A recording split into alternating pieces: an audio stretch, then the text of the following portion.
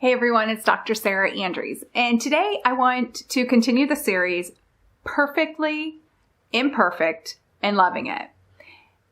This topic today is a hard one for a lot of people, and it's about saying no.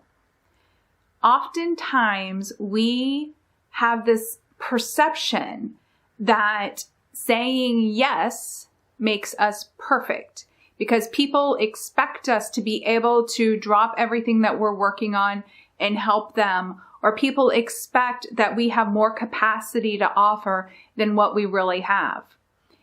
And because we get in this trap of thinking we have to be perfect and we have to say yes, we devalue ourselves and we do things that we really don't want to do, or we commit to so many things that we could not possibly complete all of those commitments, even if we tried really hard. And the problem is most of us try really, really hard and end up being burnt out and miserable. So today we're going to talk about how do you say no. For starters, let's talk about just saying no in general.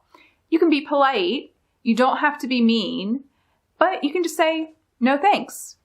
No, I'm not interested. No, I don't want to do that. Thanks for asking. You can be nice about it, but just say no. Don't say, let me think about it, because then they're going to follow up with you and you still have that idea that you have to say yes and you struggle with that. Just say no. Now, I know somebody's going to say, well, I can't say no to my boss, and I don't think you should say no to your boss. Oh, here's the caveat. As long as it's an appropriate request. We all know that if your boss makes an inappropriate request, the answer is definitely no, and you probably need to find a different job or do something different.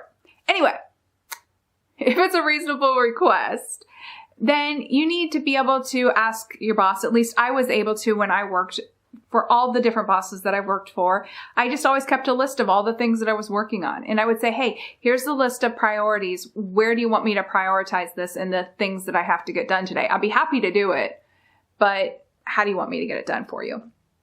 And most of the time when they look at all the priorities and things that I was working on, they would decide no for themselves and ask somebody else to handle it.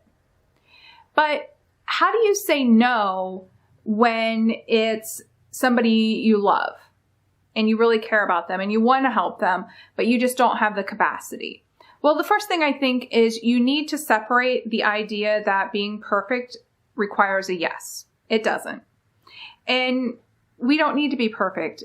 We need to live lives that we love and that we're energized and we're excited to get up in the morning and look at the next opportunity that we have. So I want you to just ask yourself a couple questions when people make requests of you. The first question is do I want to do this? Does this energize me? Do I need to do this? Because there's going to be some times when we have a request that comes that we don't want to do it, but we need to. And those should be few and far between. Then I want you to ask yourself, if I say yes to this, will I regret it? And I think those three simple questions can help you really understand at a gut level, do I want to do this or not? And then I want you to practice this.